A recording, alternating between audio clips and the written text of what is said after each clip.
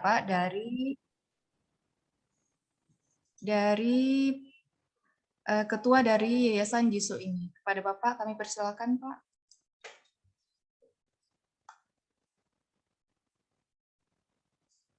Bapak Rismaja Putra.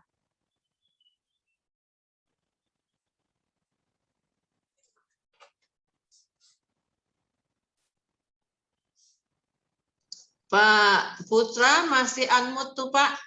Bapak sudah dipersilahkan. Saya kira boleh, mohon maaf Bu. Sudah mulai Bu ya?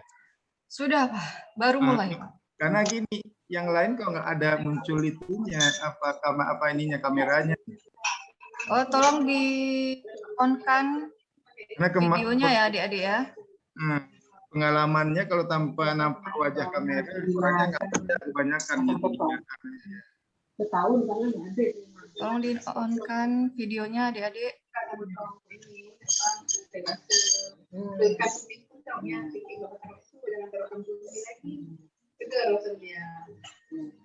Bikin kode sama ini nanti kalau bikin nggak pakai asal yayasan bimbingan ini 2 biji namanya yayasan ya udah Pak jarang ada pesan Pak Linda dia banyak dari sini banyak yang dibawa kemarin orang buat kan this home kim ko ta bisu ada sih kim. Sudah ya, bismillahirrahmanirrahim. Assalamualaikum warahmatullahi wabarakatuh. Waalaikumsalam warahmatullahi wabarakatuh. Yang saya hormati Ibu Ketua, Ibu Ius. Yang saya hormati Ibu Rina dan Bapak-Bapak yang hadir pada siang berbahagia ini, serta adik-adik mahasiswa yang kami banggakan. Jadi pada siang yang berbahagia ini, saya akan mencoba menyampaikan tentang program dan peluang kerja atau pemagangan di bidang kesehatan, khususnya ya pada siang berbahagia ini ya untuk 2 jurusan kebidanan dan keperawatan. Nah, jadi program ini kalau untuk pemagangan program perawat ya itu sudah berjalan ya lebih kurang 10 tahun yang lalu. Tetapi kalau untuk program kerja civil skill worker itu mulai berjalan di 2020 gitu.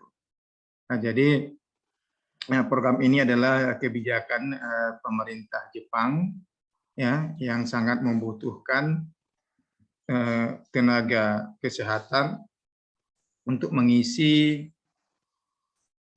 ya di rumah sakit, baik rumah sakit ya umum maupun rumah sakit lansia gitu. Nah, jadi yang sampai sekarang ini ya 60.000 orang ya itu masih kekurangan. Dari itu Indonesia dari 2020 khususnya di bidang kerja ini baru bisa ngisi adalah 1.000 orang. Jadi sangat jauh sekali begitu.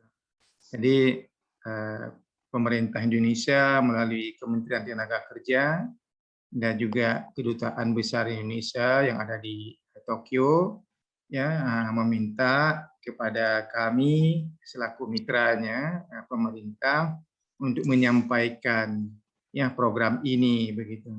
Nah, jadi dalam hal ini juga ya melalui ya Kementerian Pendidikan Jepang ya itu masuk surat atau email ke kami juga untuk kalau bisa dijadwalkan itu ya ke depan atau di tahun depan di awal Januari atau Februari ya sosialisasi semacam ini Bu Ketua begitu. Saya sudah lapor kegiatannya itu mungkin lagi ngisi oleh staf ya tadi gitu nanti akan kami buat di Sumatera Utara dan di Aceh rencana nanti baik program kesehatan maupun program non kesehatan yang lainnya. Jadi diminta kepada JISU untuk membantu mensosialisasikan program ini sampai detail gitu ya, sampai benar-benar paham masyarakat sehingga masyarakat tidak salah ya mengikuti atau salah mendengar. Karena akhir-akhir ini ya banyak isu-isu itu yang tidak tahu lebih banyak bicara ya, lebih banyak memberitahu daripada yang tahu begitu. Sehingga masyarakat yang tidak tahu tadi ya seolah-olah ya yang didapat itu adalah yang enak-enak saja gitu. Pada intinya sebenarnya ya program itu sama ya di Indonesia sama di Jepang sama. Yang membedakan sih sebenarnya hanya dua hal ya, keadaan lingkungannya ya, kemudian satu lagi masalah gaji salary, hanya itu aja yang membedakan. Kalau yang lainnya pada intinya kalau di Indonesia magang, di Jepang magang ya sama. Ya kalau di sini kerja, di sana kerja sama juga aturan sama. Nah, cuma bedanya sedikit. Nggak bisa, woi. Apa tuh? Itu seperti itu. Nah, jadi sekarang ya ini ya saya jelaskan ini ya secara satu persatu program ini ya gitu. Nah, jadi yang selanjutnya ya ini ya latar belakang tadi udah saya ceritakan, Memorandum of ya ini udah MOU-nya udah pemerintah Jepang Indonesia di 2019. Kementerian Tenaga Kerja Jepang dan Kementerian Tenaga Kerja di Indonesia. Dan saat itu Pak Hanif Dachiri ya. Kemudian tantangan dan strategi ya itu. Nah, kemudian ya kita ini.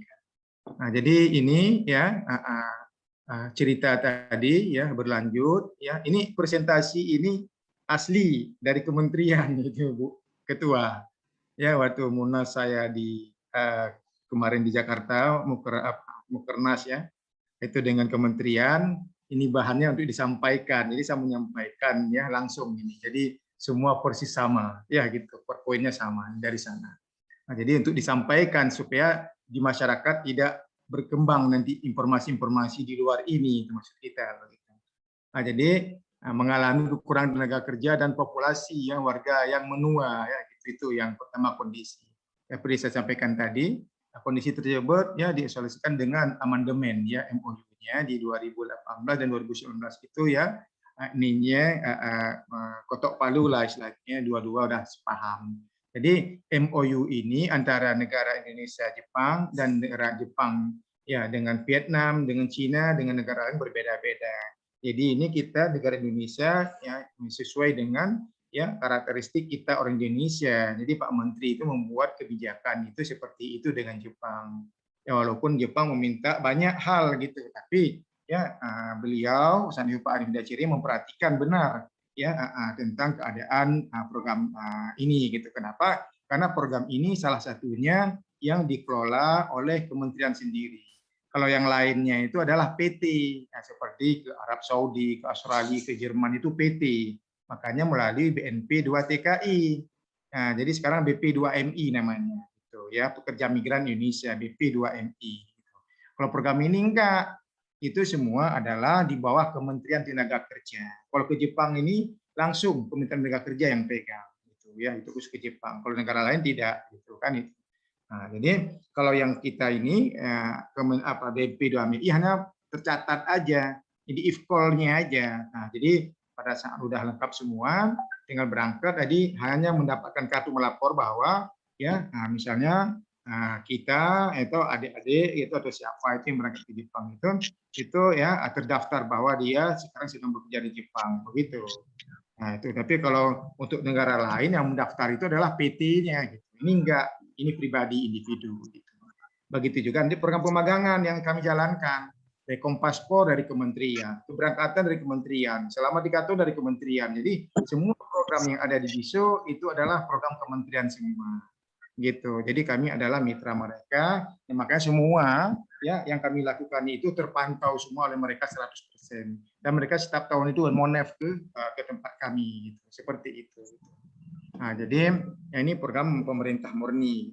Nah, jadi kemudian yang ketiga, 1 April kemarin pemerintah Jepang memberikan kebijakan baru terkait regulasi ya imigrasi. Nah, kenapa? Karena sebelumnya ya sejak ya adanya negara Jepang ya dari tahun 2019 ke bawah belum pernah ada orang asing yang bekerja ke Jepang kecuali ya tenaga ahli seperti kita bilang kayak Pak Habibie atau ya di bawah itu sedikit. Gitu. Tapi sekarang tidak, ya mereka membuat juga istilahnya itu ya kebijakan sehingga bisa masuk dari negara lain, tapi ada standarnya juga. Itu standarnya nanti kita lihat yang berikutnya. Kemudian kebijakan tersebut membuka peluang ya kerja di Jepang bagi tenaga kerja asing ya yang berketerampilan khusus spesifik. Kenapa spesifik? Karena ada persyaratan ya gitu, ada ujian ya bahasa Jepangnya ya, kemudian udah ditentukan oleh mereka setingkat apa, dan juga ada ujian keahlian yang diambil. Kalau perawat ujian perawat ya, kemudian kalau misalnya pertanian, yang pertanian ini semua itu ada ujian kompetensinya begitu. Setelah lulus baru penempatan gitu. Jadi bukan hanya ditempatkan aja, tidak seperti itu ya. Nah, kemudian yang selanjutnya ya. Nah, kita lanjutkan lagi.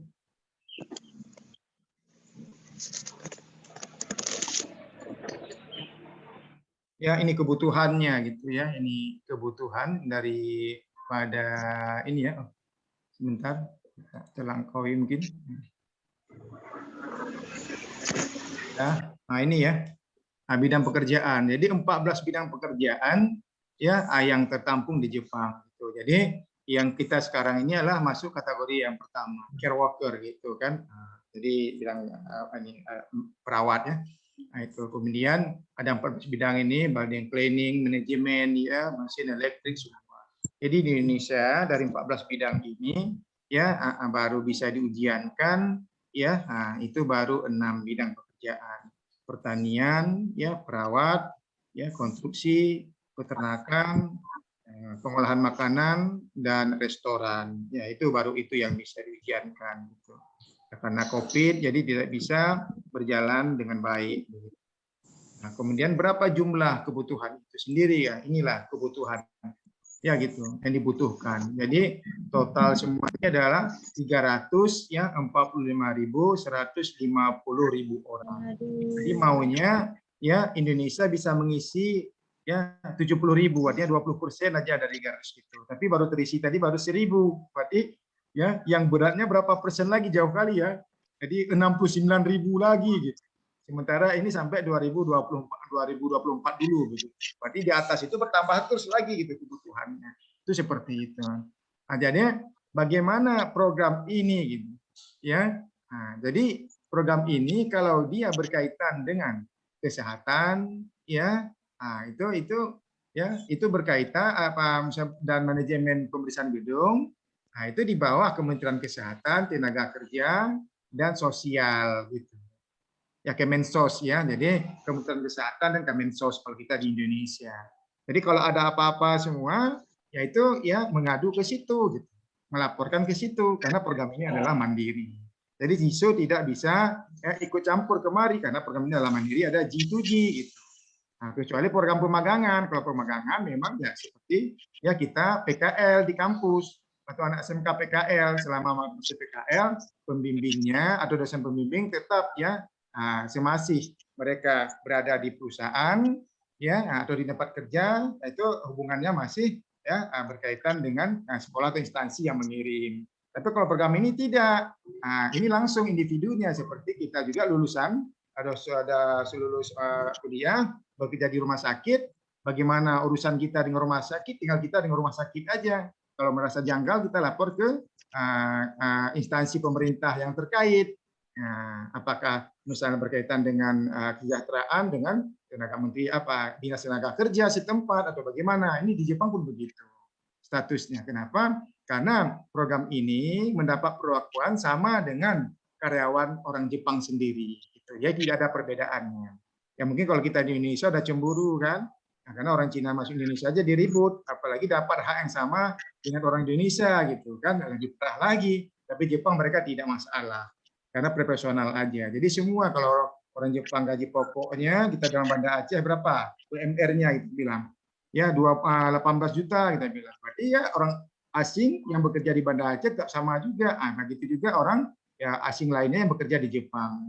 Jadi UMR yang ada di daerah tertentu gitu, berdasarkan UMR-nya. Kemudian hak-hak yang lain sama juga. Orang Jepang dapat bonus, ya orang asing dapat bonus juga. Orang Jepang dapat cuti tahunan, dapat juga cuti tahunan. Orang Jepang bisa tinggal di Jepang dengan surat keluarga, orang asing bisa juga. Itu program ini gitu, yang spesifik tadi itu ya, sesuai tadi singkatannya. Nah, jadi saya tidak cerita dengan yang lain ya, mempercepat begitu juga dengan bidang pekerjaan yang lain. Tapi kebutuhan untuk 2024 ada 60.000 lah yang dibutuhkan gitu. Nah, kemudian untuk istilahnya cleaning service untuk bagian gedung 37.000.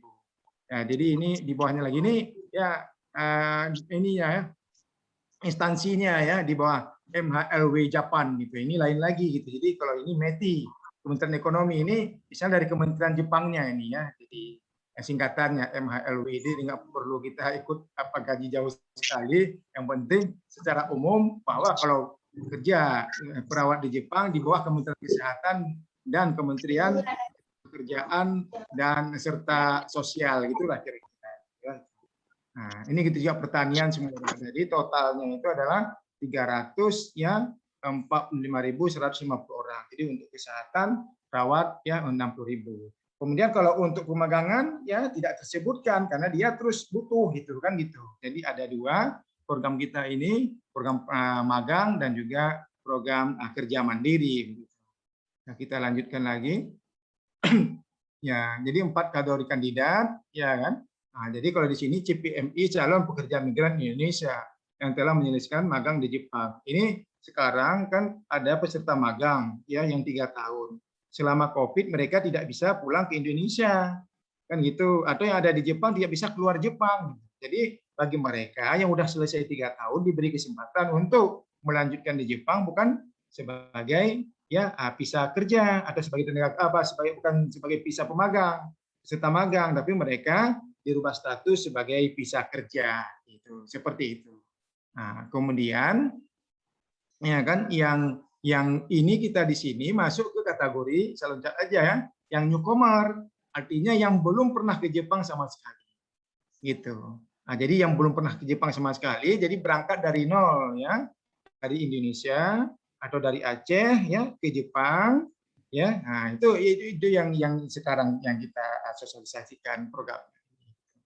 Nah, tentunya ya harus kuat mental gitu. Nah, makanya kadang-kadang kalau memang tidak siap ya misalnya sebagai peserta pekerja ini atau sebagai karyawan ini ya lebih baik ikut yang program magang dulu begitu kan, itu lebih baik juga begitu karena selama program magang selama 3 tahun nah, terus didampingi oleh JISO gitu. Jadi dari proses awal sampai kepulangan yaitu didampingi oleh JISO setiap langkahnya. Jadi bisa ngadu kenapa kami ditunjuk sebagai pengawas di Jepang ya, makanya harus mondar-mandir ke Jepang. Tapi kalau program kerja mandiri ini tadi tidak. Jadi kalau ada masalah langsung kita melapor ke pemerintah Indonesia yang ada di Osaka dan KBRI di Tokyo maupun pemerintah Jepang setempat gitu dengan ya dinas 3 kementerian tadi, Kementerian Kesehatan, Tenaga Kerja dan Sosial. Kemudian saya lanjutkan lagi ya MOU-nya ya udah jalan. Nah, ini ya. Ya target pemerintah rencana ya itu kemarin itu. Ini yang jauh dari target kemarin nggak dapat. Jangka menengah ya 2020 2021 25.000 orang. Tapi baru berangkat 1.000 orang. Ya 24.000 lagi belum tercapai ya gitu. Kemudian ya jangka menengah, jangka pendek itu 10.000 orang ya belum dapat juga. Jangka panjang 2023 35.000 orang masih jauh. Nah, jadi diharapkan peran ya instansi ya, yang terkait ya, tapi apakah kampus ya, akademi, sekolah tinggi maupun universitas ya itu seharusnya itu punya peran di sini begitu. Atau memang karena tidak tahu sehingga tidak bisa menyampaikan begitu. Makanya kami ya dari JISO ya berusaha menyampaikan ini begitu. Ya tentunya mungkin bagi adik-adik yang lain bisa menyampaikan kepada ya yang lain yang belum tahu begitu. Ini kalau nggak dikasih tahu ya tidak tahu gitu. Jadi seharusnya ini pemerintah daerah memanggil, tapi kemarin di Aceh sudah dipanggil ya mewakili daripada instansi yang ini atau lembaga-lembaga ya yang menyangkut tentang kesehatan. Nah, tapi yang benar-benar respon kita apresiasi hanya Muhammadiyah. Kalau yang lainnya tidak, ya gitu. Hanya datang, ya 3D, datang dengar apa, datang duduk datang dengar, habis itu pulang lagi gitu. Nah, ini tidak di blow up-nya gitu, sayang gitu ya, gitu, sayang. Nah, kemudian ya kemudian untuk jangka ini ya, yang panjang ya, panjang, kemudian yang diharapkan adalah 70.000 itu bisa ini ya, bisa tercapai gitu ya, tapi kayaknya mustahil ya, karena waktunya cuma 2 tahun lagi ya, sekarang aja baru 1.000. Sekarang pun yang udah siap berangkat aja belum bisa masuk ke Jepang gitu ya, karena Jepang masih lockdown. Tapi harapan kami di bulan ini Jepang udah buka, sehingga yang tertunda sekarang itu bisa tinggal terbang aja. Begitu juga yang ada di Jisoo, yang udah kemarin angkatan pertama dari Stikes Muhammadiyah, ada sekitar 4 atau 5 orang, tinggal terbang aja ini. Nah, ya karena memang Jepangnya belum buka, kita terpaksa menunggu. Jadi kalau ini nanti menjadi angkatan kedua. Dan selanjutnya ya, MOU-nya udah. Ya, masih ini saya pikir udah juga. Ya. Kemudian ya, yang ini undang-undang ya. Nah, jadi pekerja migran Indonesia atau kalau dulu BMP2 TKI sekarang jadi BP2MI ya, pada dasarnya sama, cuma beda namanya aja, yaitu mengurus. Jadi dalam program ini ya, peran BP2MI tadi ya hanya ya setelah perusahaan dapat ya, atau rumah sakit dapat ya, kemudian dapat kerja, kita udah tahu kontrak kerja semua, sebelum berangkat kita mendaftar online if-call ya gitu. Nanti Jisoo bisa bantu ya, tapi kadang-kadang selama ini adik-adik berusaha cari sendiri informasinya begitu ya. Itu kenapa? Karena mereka biar tahu gitu. Nah, tapi kalau memang tidak tahu, bisa dibantu oleh Jisoo untuk mendaftar di if-call-nya. Itu bayar juga di situ, 1 juta rupiah bayarnya untuk mendaftar ya. Nah, itu kartunya. Jadi nanti dapat kartunya, kartu CPMI ya, calon pekerja migran Indonesia. Jadi dibayar semua ke BNP2 TKI atau BP2MI sekarang ini namanya. Kemudian, nah ini skemanya tadi ya, yang saya sampaikan ya, bagaimana mendaftarkannya setelah diterima di Jepang ya. Di if-call, siswa KLN, nah, kemudian ujian ya, ujian persiapan bahasa Jepang tadi ini ada namanya JLPT ya, kemudian JFT Basic. Nah, JFT Basic ini dikhususkan untuk program kerja ya, ujiannya itu. Nah, inilah yang dipelajari nanti itu bahasa Jepang sampai lulus gitu. Ada yang 5 bulan, 6 bulan, ada yang lebih, tergantung dari kemampuan peserta. Kalau rajin, sungguh-sungguh 5-6 bulan udah bisa ya, itu udah lulus lah ya untuk ujian-ujian ini. Tapi kalau nggak serius ya bisa jadi ya lebih dari 6 bulan, setahun pun bisa ya, makan waktu juga begitu.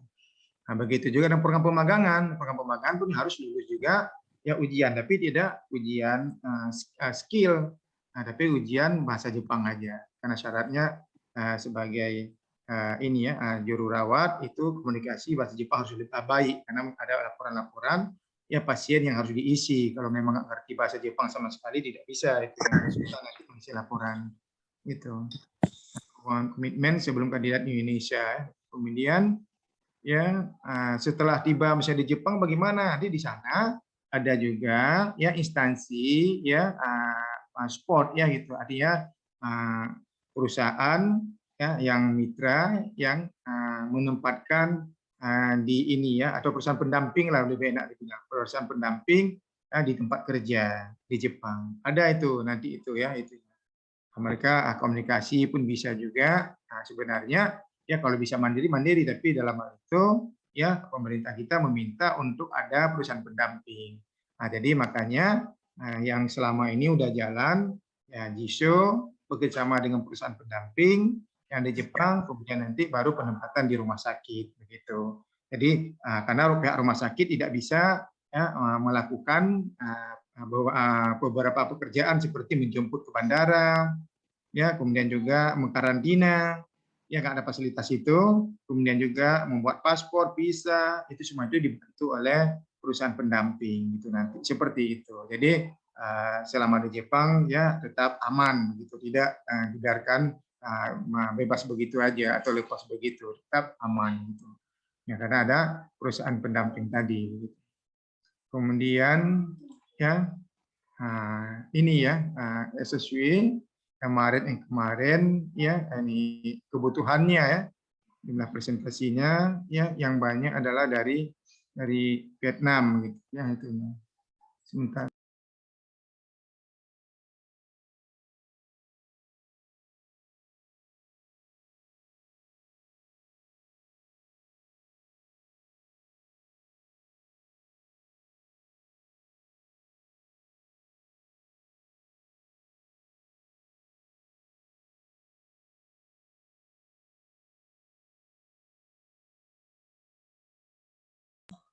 Udah ya, saya lanjutkan lagi ya. Ini kira-kira ya yang udah jalan yang banyak ya adalah Vietnam ya gitu. Jadi memang Vietnam untuk mengisi kebutuhan pasar kerja di Jepang dan juga pendidikan itu lebih menonjol ya 10 tahun terakhir ini ya, malah yang melampaui negara Cina yang besar yang jumlah penduduknya terbanyak di dunia begitu. Jadi coba kita lihat Indonesia ya, Indonesia sangat kecil sekali ya di sini gitu. Jadi belum bisa banyak berperan gitu. Padahal negara Indonesia dengan penduduk 260 juta jiwa seharusnya bisa mengisi lebih dari Vietnam, tapi Vietnam negara-negara lebih kecil tapi bisa mengisi banyak kebutuhan di Jepang, baik sebagai tenaga pemagang, tenaga kerja yang ini spesialis, nah ini, kemudian juga berketerampilan khusus dan juga sebagai mahasiswa yang ada di Jepang.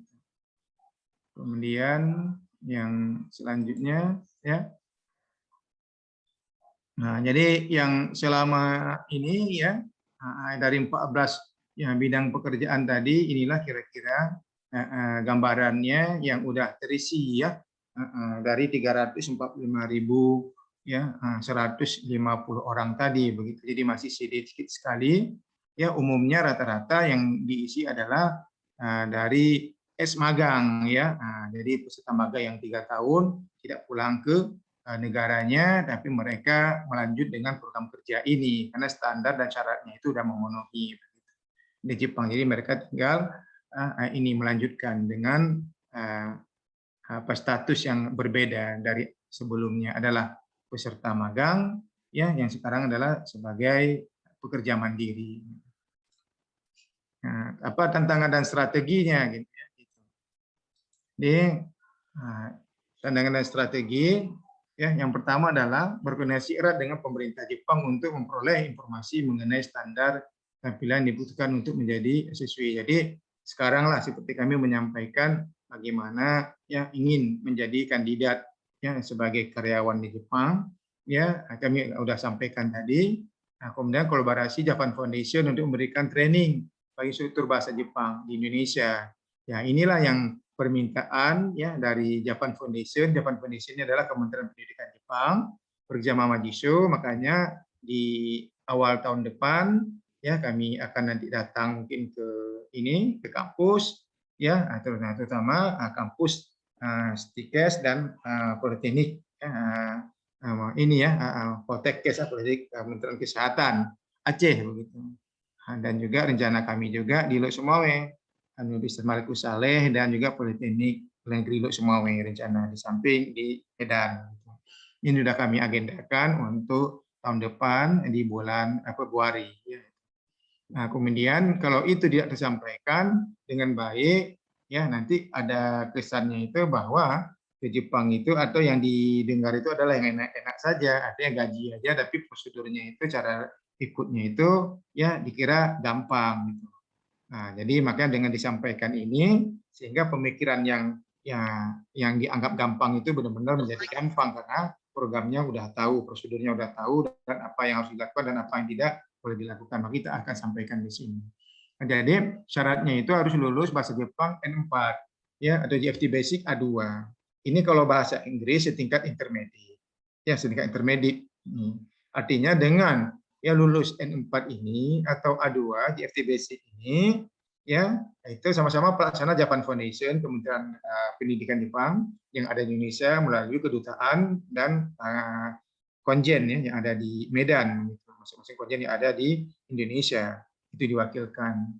Jadi program ini memang dikhususkan ya untuk ya persiapan di sana, karena dengan lulus N4 ini komunikasi, tulis menulis dan sebagian kanji udah tahu.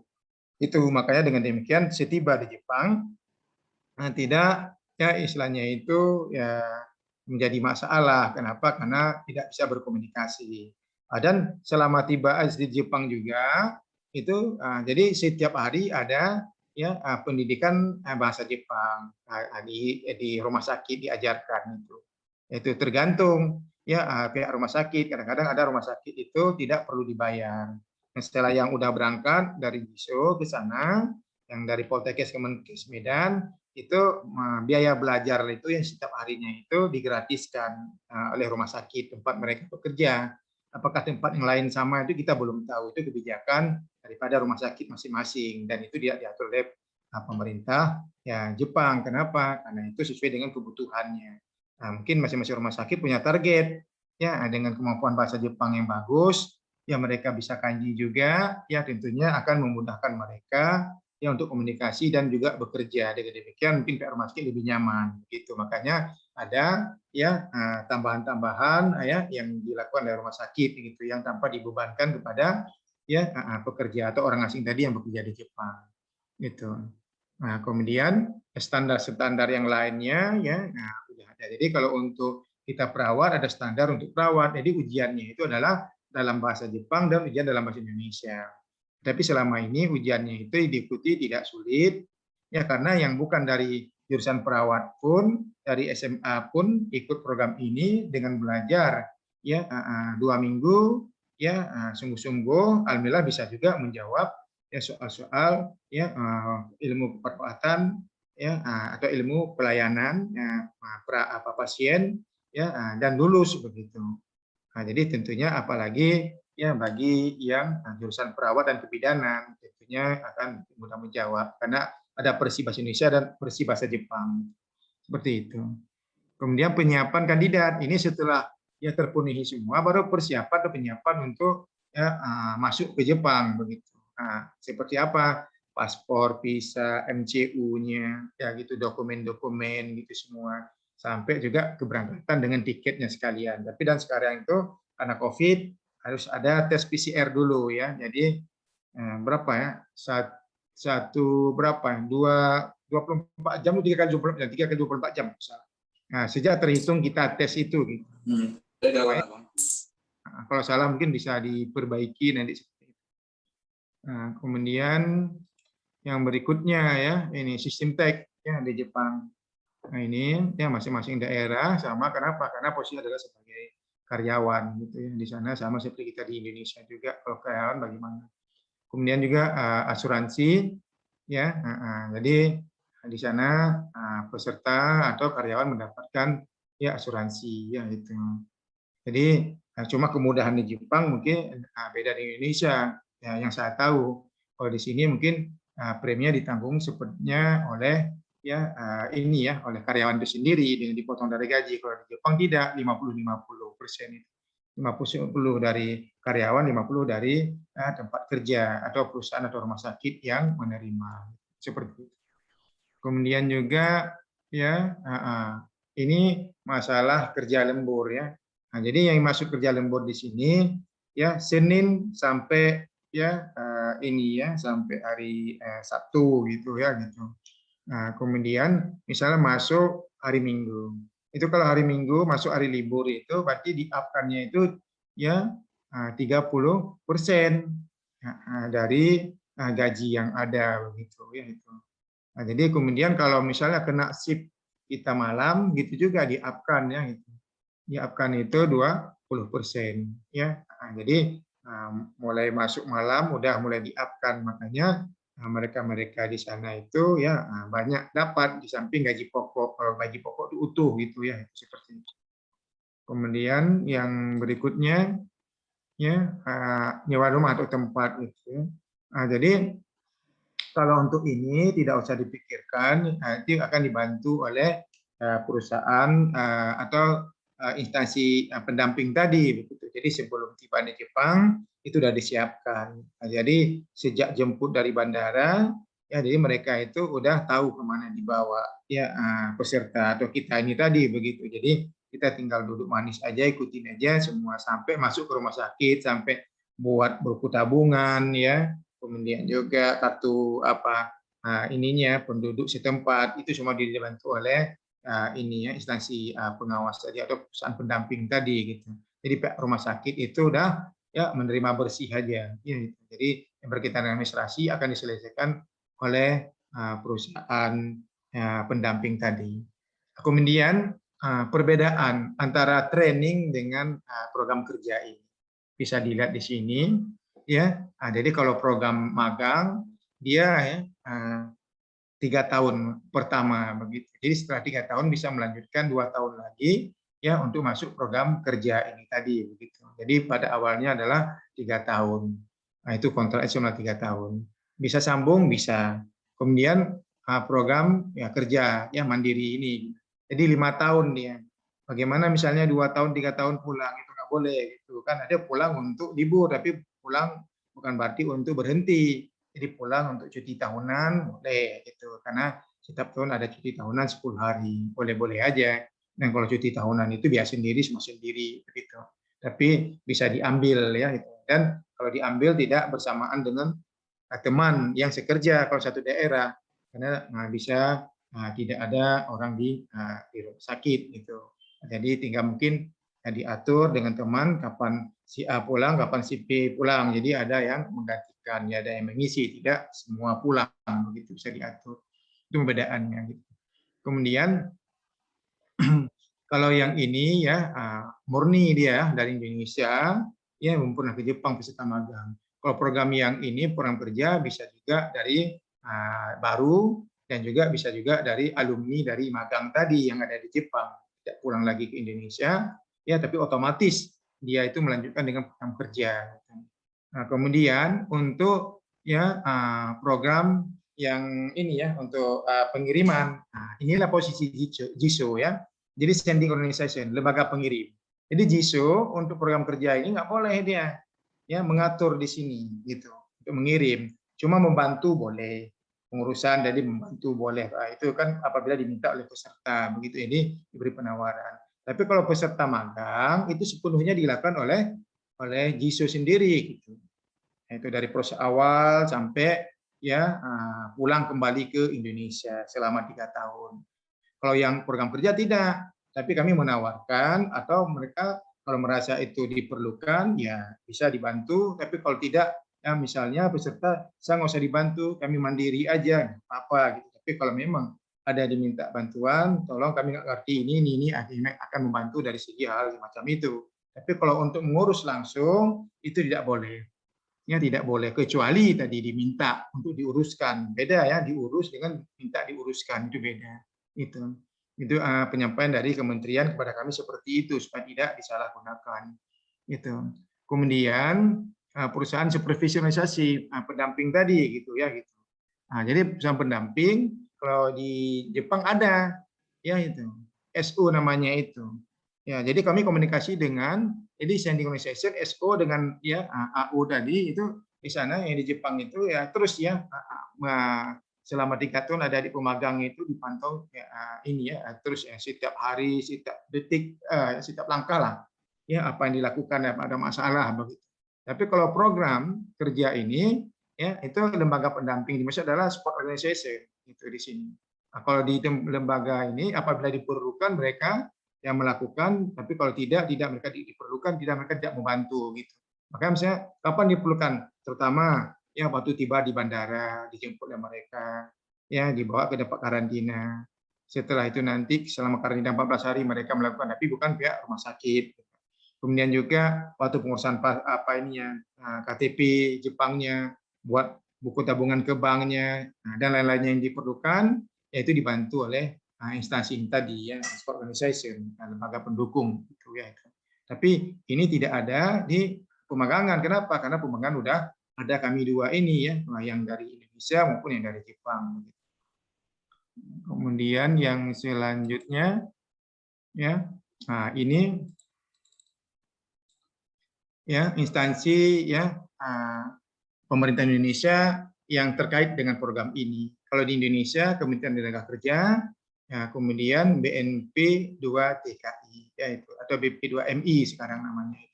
Kemudian yang di Jepang Kedutaan Besar Republik Indonesia di Tokyo dan juga Konsulat Jenderal Jepang yang ada di Osaka. Inilah dari pemerintah Indonesia ya yang terkait dengan program kerja mandiri ini. Kemudian ya kalau yang ini instansi yang mengurusi SSW di Jepang tadi udah disampaikan ya. Itu berarti kalau untuk yang pertama program care worker perawat ya, itu ya, menyangkut atau di situ berkaitan langsung dengan Kementerian Kesehatan, Tenaga Kerja dan Kementerian Sosial yang ada di Jepang. Itu di sini di sana yang mengurusnya gitu. Kalau ada hal-hal yang perlu diurus. Kemudian ini yang terakhir tahapan prosesnya. Jadi sekarang masuk yang warna hijau ini ya, poin sosialisasi. Nah, ini jadi sekarang adalah sosialisasi ya, setelah sosialisasi nanti berminat ya, tertarik adik-adik ya bisa ikut proses pelatihan di sini gitu. Nah, jadi dalam hal ini kemarin ya udah dilakukan pertemuan ada Rastikes, Muhammadiyah, JISO dan Dinas Tenaga Kerja Provinsi ya, Disnaker Mokduk ya, bahwa Disnaker Mokduk punya anggaran, sedikit anggaran yang bisa membantu untuk pelatihan ya. Apakah 1 bulan, 2 bulan belum tahu, tapi ada budget untuk situ. Kalau yang sebelumnya angkatan pertama yang dari Stikes ya itu dari teman-teman atau seniornya si Lutfi dan Ibnu dan kawan-kawan itu mereka 1 bulan ditanggung. Jadi untuk yang lainnya itu dengan dana mandiri dengan biaya sendiri sampai lulus JLPTN 4 tadi begitu. Nah, jadi setelah itu nanti ya kira-kira kemampuannya udah bisa diikutkan atau untuk disarankan ikut ya ujian, nanti ujiannya itu dilakukan di Medan. Nah, di Jalan Gajah Mada, kalau pernah pergi ke Medan, Jalan Gajah Mada dekat Masjid Aceh atau yang gampang dekat Gramedia, Jalan Gajah Mada. Dengan Gramedia itu kira-kira ya 25 meter lah. Ya, jaraknya itu atau 30 meter ya dengan samping Gramedia. Di situ ujiannya. Ya, jadi pelaksananya adalah BINUS. Ya, itu. Jadi kalau di Jakarta ada Universitas BINUS ya, Bina Nusantara. Ini gitu juga. Jadi BINUS Center yang ada di sini bersama dengan pemerintah Jepang dan mereka itu yang dipercayakan mengadakan ya untuk bisa mengadakan ujian di Sumatera, bukan di Sumatera Utara malah di Sumatera. Ya itu di Sumatera itu tempat ujiannya hanya ada di Medan. Itu bisa ikut ke situ. Jadi ujiannya itu ya online, kemudian pakai komputer ya itu di situ udah ada semua fasilitasnya udah ada di situ semua. Dan bila lulus ya gitu baru nanti ya ditempatkan ya atau dengan dikenalkan dengan rumah sakit ya penerima begitu di Jepang melalui ya lembaga instansi pendukung tadi ya itu support organization tadi seperti itu. Tapi kalau misalnya ikut pertama nggak lulus itu bisa ikut lagi. Jadi semua itu adalah biaya sendiri ya itu. Kemudian setelah ya lulus ujian dikenalkan dengan rumah sakit ya karena persyaratan untuk masuk Jepang sudah memenuhi semua. Jadi dikenakan dengan untuk ya dengan penempatan dengan rumah sakit penerima. Dan bila rumah sakit penerima ya mengatakan diterima, begitu langsung proses dokumen. Nah, dokumen itu paspor, visa, medical check-up semua begitu. Nah, setelah itu dokumen disiapkan, diterima ke dalam bahasa Jepang semua, baru dikirim ke Jepang untuk diajukan ya eligibility-nya. Nah, setelah eligibility keluar, baru dikirim ke Indonesia atau ke Aceh atau ke Medan untuk yang mendapatkan visa di konsulat Jepang yang ada di Medan. Setelah terpenuhi semua, baru persiapan untuk keberangkatan, tiket, ya, kemudian MCU lagi, ya itu yang kedua, dan juga VCR kan sekarang masih selama COVID masih COVID gitu. Nah, jadi setelah itu baru berangkat ke Jepang, ya bisa dari Aceh sendiri, ya, dan juga atau dari Medan, gitu, ya, baru langsung ke Jepang, itu tanpa harus melalui Jakarta. Kenapa? Karena program ini bisa berangkat langsung. Ini program ini baik dengan program magang maupun program kerja mandiri, JISO bisa memberangkatkan dari daerah masing-masing, begitu tanpa harus ke Jakarta. Nah, mungkin itu yang dapat saya sampaikan. Ya gitu, kalau memang ada mau dilihat-lihat nanti JISO tentang JISO bisa silakan ya www.jiso.id, ada situ, kemudian ada juga ya Instagram Yayasan JISO ya gitu. Jadi bisa dilihat di situ bagaimana kegiatan-kegiatan JISO. Ya mungkin ini yang bisa ada yang dapat saya sampaikan ya, kalau memang ada yang ingin ya ditanyakan ya silakan.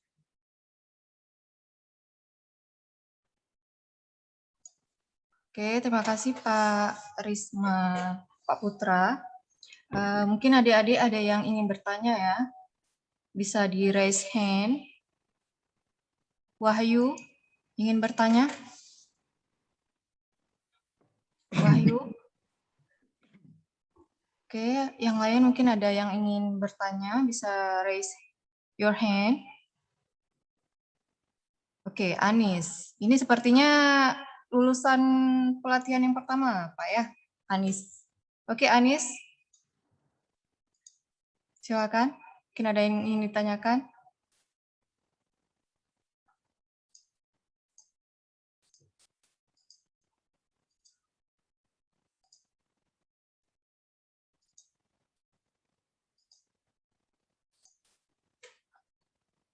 Anis.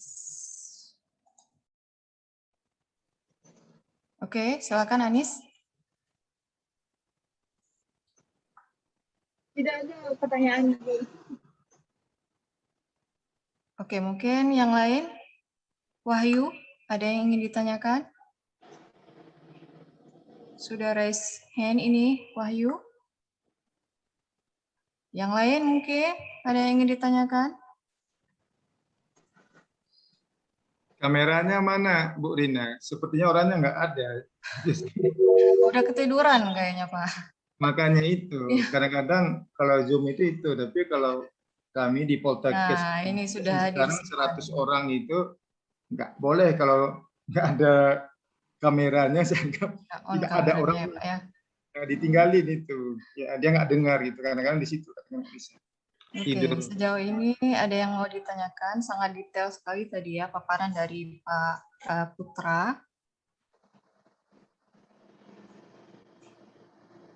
Tidak ada, mungkin Anis mau coba sharing tentang pengalamannya yang sudah ikut pelatihan. Pengalaman saya ada susahnya, ada menariknya. Di mana belajar bahasa Jepang itu suatu menjadi kelebihan kita, sehingga kita bisa bahasa asing. Pertama saya belajar itu asing banget huruf-hurufnya. Susah untuk mengingatnya juga dan susah untuk menulisnya. Lama-lama kepala jadi hangat, tapi rasa penasaran itu ada. Semakin menarik saya belajarnya. Dan sampai sekarang saya suka mempelajari bahasa Jepang. Tentang kebudayaan Jepang, bunga sakura, tentang huruf-huruf Jepang, kanji, saya sudah suka. Pertamanya memang susah. Oke. Itu saja yang saya alami. Oke, kenapa Anis berminat untuk bekerja di Jepang? Karena saya ingin mencari pengalaman ke luar negeri. Sesudah pulang dari Jepang kan bisa kerja di sini lagi. Setidaknya mengalamilah pekerjaan di luar negeri bagaimana. Dan salah satunya ingin melihat Jepang, kebudayaannya, bunga sakura dan salju. Oke. Itu salah satu motivasinya ya. Ya, yang Bu. lain mungkin ada yang ingin bertanya. Ya, Assalamualaikum warahmatullahi wabarakatuh. Waalaikumsalam, Pak Wahyu. Ya, saya ingin menanyakan untuk tes yang dilakukan di Medan itu berbentuk tes bahasa Jepangkah atau memang tes bagaimana? Terima kasih. Gimana Bu Rina? Dijawab dulu atau nunggu nanti atau langsung bagaimana? Bapak jawab aja dulu. Iya. Jadi ujiannya Pak Wahyu seperti yang kita sampaikan yang ditampilkan tadi itu. Nah, jadi bahasa Jepang dan ilmu keperawatan itu kompetensi. Jadi dua itu yang diuji, bahasa Jepang, ya, JLPT N4, Japanese Proficiency Test itu atau tes kemampuan bahasa Jepang yang umum itu yang kita ini tahu, ya. Nah, kemudian juga ya ujian keahlian keterampilan khusus. Ada yang bahasa Jepang, ada juga ada versi bahasa Jepang, ada versi bahasa Indonesia. Jadi yang diujiankan itu ada dua, bahasa Jepang dan bidang profesi atau bidang pekerjaan yang dipilih. Kalau kita di sini perawat. Itu kira-kira Pak. Ya, terima kasih Pak. Kira-kira untuk standar bahasa yang harus kita kuasai untuk dalam tahap mengikuti tes itu standar bahasa umum atau memang udah masuk ke ilmu keperawatan, bahasa ilmu keperawatan gitu Pak. Terima kasih. Umum Pak Wahyu, masih umum. Masih umum. Ya gitu. Cuma kalau untuk ujian keterampilan ya atau ujian untuk keperawatan baru itu nanti di situ ya bahasa keperawatan. Tapi bahasa keperawatan itu tidak sulit. Ya, tapi yang banyak mereka itu menampilkan dengan gambar-gambar. Misal, ya contohnya, ya soal nomor 1 kita bilang. Jadi pada saat ya pasien datang, ya masuk ke ruang ICU. Ya. Pada saat itu kita itu memindahkan ya dari roda yang dibawa tadi itu, ya, yang dari mobil gitu, ke tempat ya tidurnya yang ada di ICU itu bagaimana menurunkan? Apa diangkat ya 3 orang 4 orang, diangkat sendiri atau diangkat pakai alat? Kalau di Jepang itu ada sendiri tapi pakai alat dia. Bekerja ke robot semua, kita main remote aja begitu. Jadi itu yang ditanyakan itu. Nanti kalau kita mungkin memilih ya lebih dari 1 orang atau sendiri ngangkat pakai tangan atau pakai itu jawabannya berbeda-beda. Tapi pada intinya di Jepang semua sudah menggunakan teknologi. Dan itu walaupun sendiri tapi tidak dilakukan oleh tangan kita sendiri dengan tenaga sendiri tapi dilakukan oleh robot-robot tadi begitu dengan menekan-nekan aja. Itu seperti itu. Jadi sebenarnya memilih gambarnya aja sih seperti itu. Kemudian juga ujiannya misalnya pada saat kita memberikan makan atau memulai komunikasi dengan pasien. Bahasa apa yang tepat diucapkan? Tapi itu dalam bahasa Jepang ditanya seperti itu sih sebenarnya. Makanya saya bilang itu yang dari lulusan SMA aja belajar sama temannya kemarin di Medan itu ya dari Pak Kinah karena mereka nggak mau, sama dengan si Anis kemarin nggak mau dia belajar di Banda Aceh, dia langsung ke Medan belajar 2 minggu diajarkan oleh si Fitri, lulus. Malah nilainya lebih tinggi dia ketimbang si Fitri sendiri dari jurusan perawat dari Spakina begitu. Itu kira-kira gitu. Jadi sebenarnya tidak sulit, semua kadang-kadang mungkin selama belajar kalau kita mungkin diganggu oleh hal yang lain, kita mungkin itu menyebabkan kita mungkin agak sedikit lama untuk lulus begitu. Faktornya kan macam-macam Pak Wahyu kan gitu kan. Nah, tapi kalau kita udah masuk karantina, belajar di situ, nginap di situ, dekat situ juga biasanya kan lebih fokus. Tapi kalau kita misalnya belajar pulang, nanti masalah di rumah, terbawa kita kan gitu, mau belajar terganggu yang lain, ya itu satu faktor juga yang menyebabkan kadang-kadang kelulusan itu makan waktu begitu. Itu sebenarnya seperti itu. Jadi kondisi juga yang memungkinkan bisa lulus cepat atau tidaknya. Itu seperti itu Pak Wahyu. Kira-kira. Terima kasih Pak. Ada lagi yang lain? Silakan.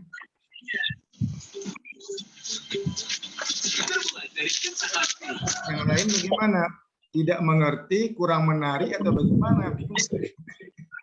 Kalau di Jawa berebut, ya, kita masih kurang di Aceh.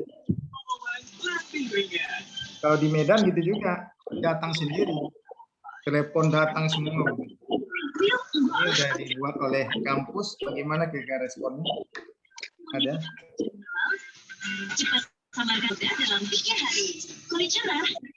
Yang video Anda. Kira-kira? Ditanyakan aja, nggak apa-apa.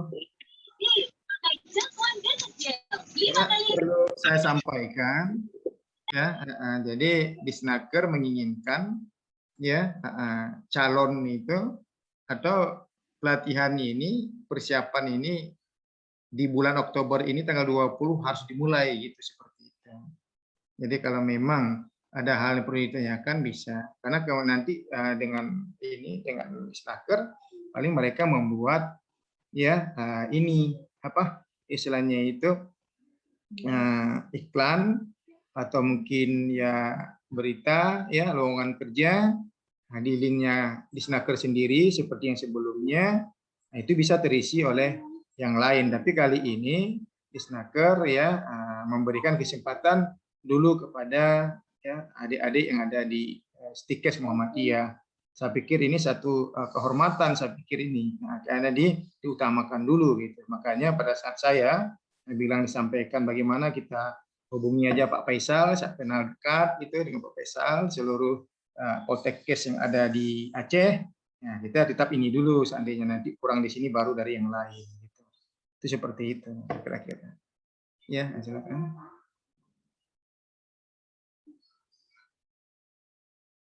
Ada kira-kira?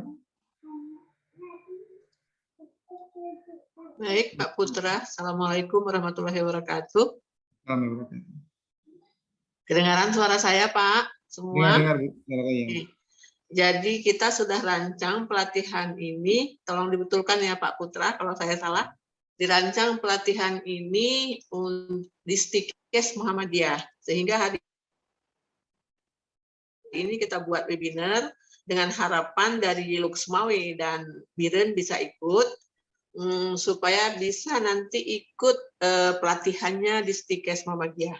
Tadi seperti Pak Putra bilang, Disnaker itu mengharapkan kegiatannya sudah mulai tanggal 20. Untuk pelatihannya, Disnaker berjanji akan menanggungnya, tapi untuk akomodasi ditanggung sendiri selama lebih kurang 1,5 bulan. Itu ya Pak? Ya. Dan untuk yang tinggal di Stikes kita kebetulan berdampingan dengan panti, jadi bisa tinggal di panti, tapi pantinya udah layak huni gitu. Itu mungkin tambahan dari saya dari Stikes. Jadi kita harapkan dari Biren dan Luxmawi bisa ikut sekaligus kalau yang berminat. Sudah mengisi link pendaftaran. Karena waktu berapa hari lagi, kita harapkan segera untuk mengisinya bagi yang betul-betul berminat. Itu mungkin tambahan dari saya, Pak Putra. Terima kasih. Bu Ketua.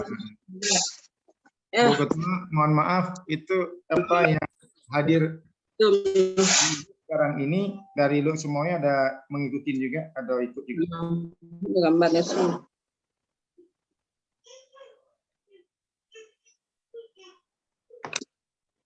Baik Pak, saya jawab. Perkenalkan Pak, saya Imam Maliki.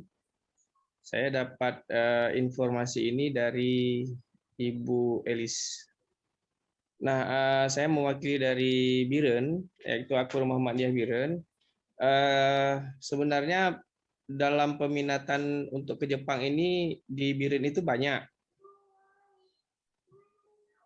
Terkendalanya ini adalah masalah di izin dari orang tua, Pak. Mungkin ini akan kita, karena saya juga sekarang sudah mendengar dari materi dari Bapak, mungkin nanti ini akan kita sosialisasikan lagi kepada mahasiswanya. Dan satu lagi, di sini karena kebetulan juga Akbar Muhammadiyah Biren ini adalah akan menjadi penggabungan, maka di sini juga ada saya ikut sertakan mahasiswa dari Stikes Harapan Bangsa.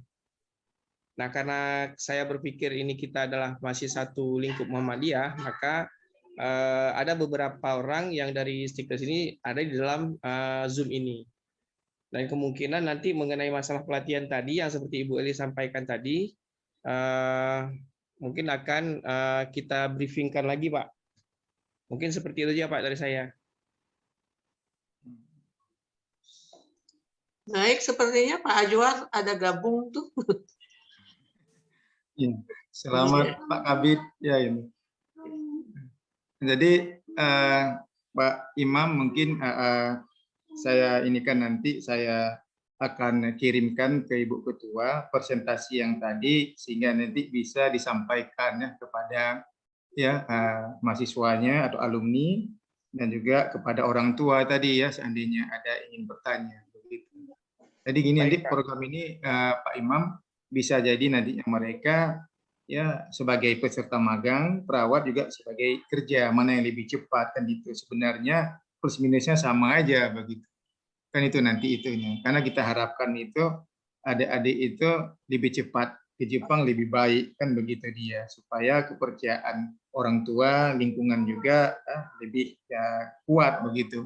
Nah, kita harapkan itu sebenarnya itu nanti. Jadi ada dua, makanya kita kemarin itu memutuskan untuk dua ini ya untuk perawat dan bidan begitu supaya dengan ada nanti ya yang udah belajar bisa berangkat ditambah yang ini lagi tentunya minat-minat yang lain yang selama ini yang masih bertanya yang masih mungkin ya enggan ya bisa terinspirasi termotivasi ya itu untuk mengikuti jejak-jejak ya teman-teman yang di Jepang itu kita harapkan juga di Aceh karena memang di Aceh program seperti ini belum ya bisa ini ya bermasyarakat sekali ya itu karena akhir-akhir ini memang program ini ya kadang tutup, kadang buka lagi begitu kan ada faktor-faktor tertentu begitu. Nah, kita harapkan melalui program ini ya dan Naker sangat luar biasa ya kita harapkan ke depan respon dari masyarakat tentang program ini ya untuk ya ikut itu lebih tinggi lagi itu harapan kita. Sehingga bisa mengisi seperti daerah-daerah lainnya. Baik Pak, terima kasih Pak. Pak Ajwar sudah bergabung, selamat bergabung Bapak. Mungkin ada yang Bapak ingin sampaikan. Silakan Pak Kabid. Baik, terima kasih Ibu. Assalamualaikum warahmatullahi wabarakatuh. Waalaikumsalam warahmatullahi wabarakatuh. Selamat sore bagi semua rekan-rekan partisipan ya, baik yang ada di Banda Aceh, Medan, Biren ya Bu ya. Dan Biren barangkali setelah tadi menyimak pembicaraan last minute Pak Rismaja tadi saya pikir kita sepakat apa yang disampaikan dengan Pak Rismaja. Tentu kita harus memanfaatkan peluang-peluang yang ada tersebut ya. Nah, apalagi sebenarnya lulusan dari jurusan kesehatan kita itu sebenarnya sudah over capacity kalau untuk targetnya itu untuk Aceh barangkali. Itu Aceh sudah over capacity ya. Karena hampir 1000-an tenaga medis itu diproduksi dalam setahun di Aceh, di seluruh Aceh. Nah, tentu ada kebijakan pemerintah untuk melakukan memperluas barangkali lapangan pekerjaan atau bagaimana kita harus melakukan ekspansi untuk lowongan pekerjaan itu tidak hanya di Aceh tapi nasional bahkan mancanegara seperti yang sedang kita gagas ini. Mancanegara. Pemerintah mungkin hadir, pemerintah hadir adalah untuk mensubsidi atau memfasilitasi daripada kemampuan awal, sama seperti bagaimana mereka kemampuan berbahasa, mungkin berbudaya, mengenal budaya-budaya negara tujuan. Nah, sedangkan kemampuan teknis saya yakin sudah dikuasai oleh kawan-kawan semuanya dan pasti ya ada baiknya itu di diploma 3, 4 atau S1 kemampuan teknis pasti, tapi kemampuan bahasa mungkin teman-teman yang kadang masih perlu untuk disentuh. Makanya Naker hadir untuk tahun ini malah kita mempersiapkan untuk 25 orang sebenarnya dengan bekerja sama dengan Yayasan Jisu dengan Pak Putra atau Pak Rismaja Putra. Dan kita juga melakukan kerjasama tripartit dengan kampus ya, dengan kampus Muhammadiyah. Kenapa kita pilih Muhammadiyah? Mungkin Muhammadiyah lebih siap ya, lebih siap dari sisi infrastrukturnya, kemudian juga siap dari sisi SDM-nya, karena SDM Muhammadiyah itu hampir di seluruh Aceh ada. Nah, itu mungkin salah satu nilai plus yang bisa kita melakukan kerjasama ini. Nah, yang kami siapkan barangkali, yang kami fasilitasi, kami hanya memfasilitasi adalah untuk bagaimana mereka bisa mungkin belajar bahasa Jepang ya, bahasa Jepang apakah tingkat dasar atau intermediate barangkali itu mungkin istilahnya ada di Pak Risma Japutra barangkali. Kalau durasi jam kita itu hampir atau setara dengan 320 JP ya Pak Putra ya, kemarin kita sepakati. Nah, itu yang kita lakukan dan tentu kita inginkan sasarannya itu adalah fokus. Nah, kenapa kita tidak membuka umum? Karena kita ingin memfokuskan sasaran kita. Kalau itu medis, maka anak medis lah semua yang akan mengikuti pelatihan ini. Makanya kita tidak membuka umum. Nah, kemudian kita ingin juga ada kepastian daripada calon peserta pelatihan nanti ini bahwa teman-teman yang mengikuti pelatihan ini adalah teman-teman yang betul-betul berkomitmen untuk bekerja di Jepang misalnya. Ya, betul-betul bekerja di Jepang. Tentu itu harus dibuktikan dengan surat-surat pernyataan, mungkin salah satunya pernyataan atau izin dari orang tua, atau dari suami, maupun dari istri, barangkali yang sudah berkeluarga, walaupun sebenarnya kita prioritaskan kepada yang belum berkeluarga. Nah, tentu ini punya konsekuensi yang harus ditanggung barangkali nanti kalau misalnya belajarnya itu dipusatkan secara offline, misalnya di Stikesnya di Banda Aceh, Muhammadiyah Banda Aceh, tentu ada konsekuensi peserta dari luar Banda Aceh. Karena konsekuensi itu kami tidak mensubsidi, misalnya biaya hidupnya di Banda Aceh, ya, transportasi lokalnya di Banda Aceh. Nah, itu tidak kita subsidi ya, Nah, memang kita dari pembicaraan awal dengan Ibu Direktur ya atau Ibu Ketua Stikes, maka kita menginginkan ada Banda Aceh dan sekitar. Tapi menurut Ibu ada juga orang-orang yang memang sudah punya komitmen di luar Banda Aceh dan Aceh Besar untuk siap untuk melaksanakan pelatihan tersebut. Nah, itu mungkin yang bisa awal kita sampaikan dulu Ibu. Terima kasih. Terima kasih Bapak. Selanjutnya mungkin ada tambahan dari Pak Putra.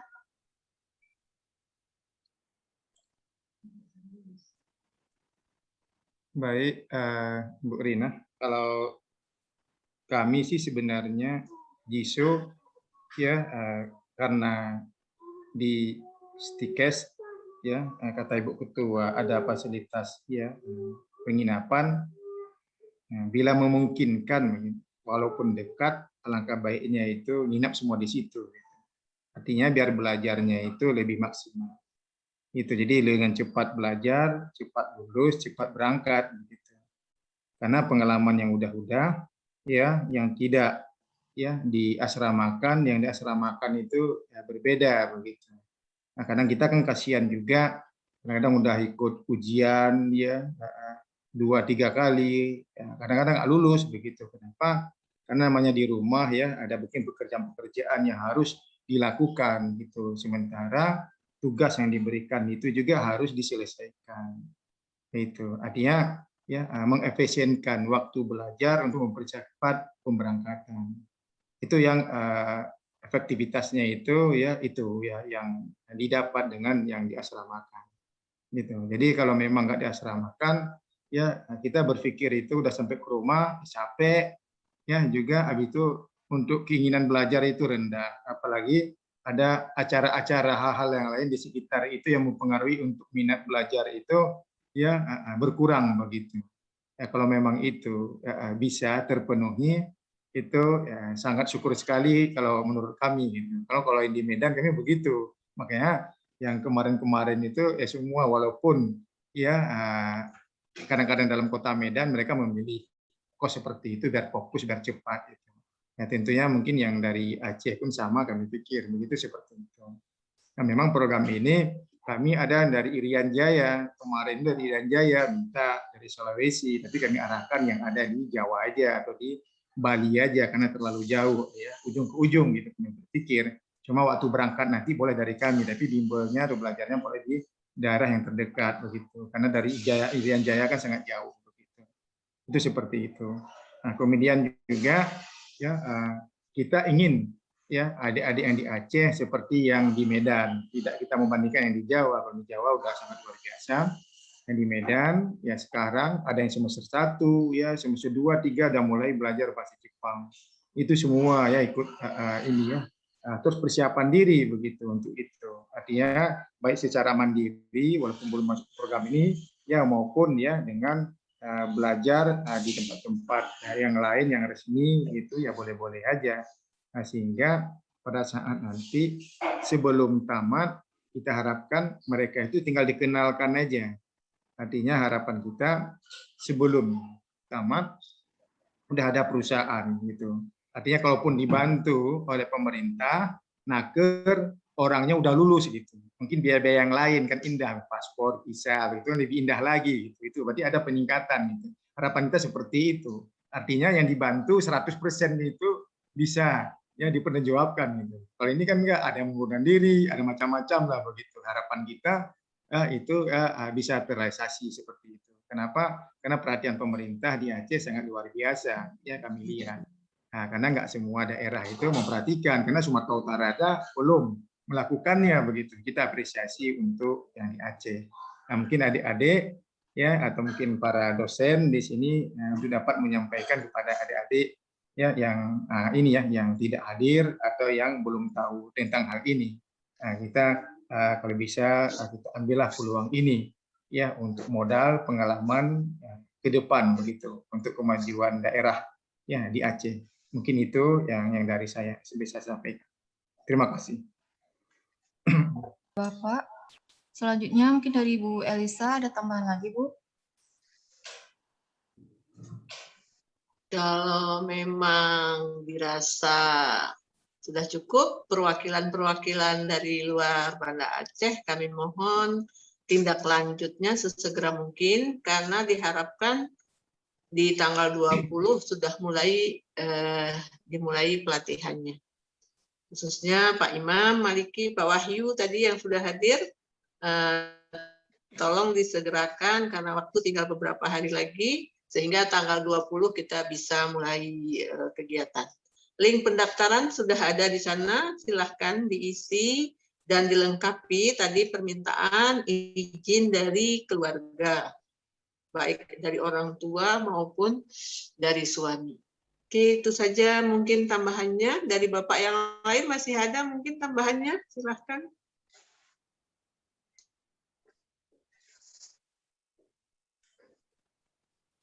Tolong di Pak Imam ada, Pak Imam? screenshot. Apa lagi yang dari biru Pak Imam? Selain dari Pak Imam ada perwakilan, silakan Pak. Cukup Pak. Cukup ya, oke. Sudah cukup, jelas? Jelas ya? Jelas ya, insya Allah, ditunggu realisasinya saja dari Baik, Bu. kedua akper dan tambahan akper tetangga dari Luxembourg. Iya, supaya betul-betul yang berangkat ini, yang ikut pelatihan ini adalah yang betul-betul berminat.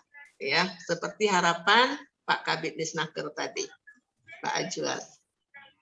Baik Bu Rina, Pak Putra, dan Pak Ajwa, kalau memang sudah dirasa cukup, kita akhiri, kita lanjut dengan kegiatan lain tentunya.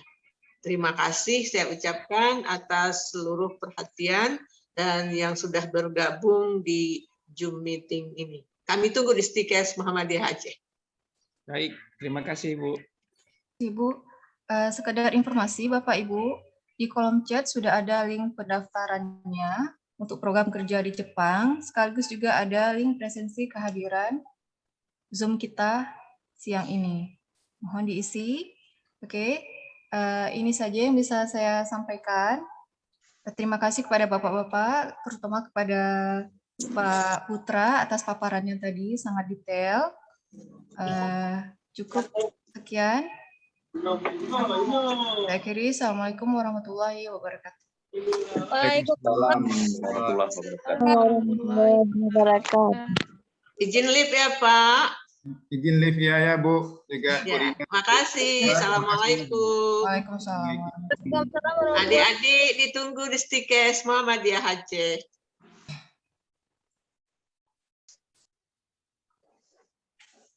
Udah nih, Dek. Nah, ya.